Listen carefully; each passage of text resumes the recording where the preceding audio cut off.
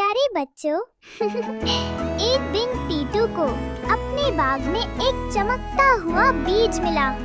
जब उसने उसे लगाया तो एक जादुई पेड़ उगने लगा जो सिर्फ मेहरबानी से बढ़ता है। कुछ दिन बाद चुच्चू अपनी जादुई पंख खो बैठा। टीटू ने उसकी मदद की और दोस्ती का पेड़ एक नई शाख उगा बैठा।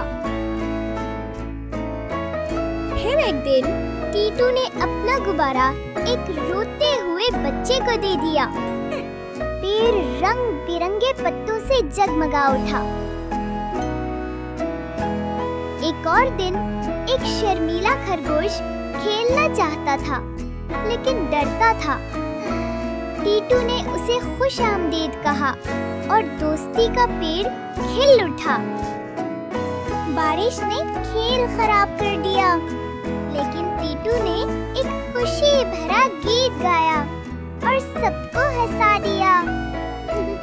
दोस्ती के जादू से पेड़ ने ऐसे फल दिए जिनसे सब हंसने और नाचने लगे।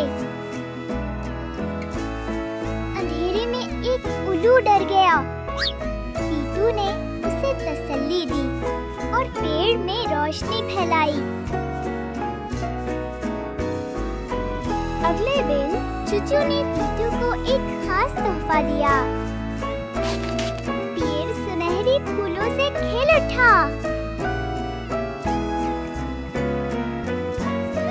फिर टीटू ने दोस्ती का मेला सजाया जहां सब ने खुशी से बांटना सीखा।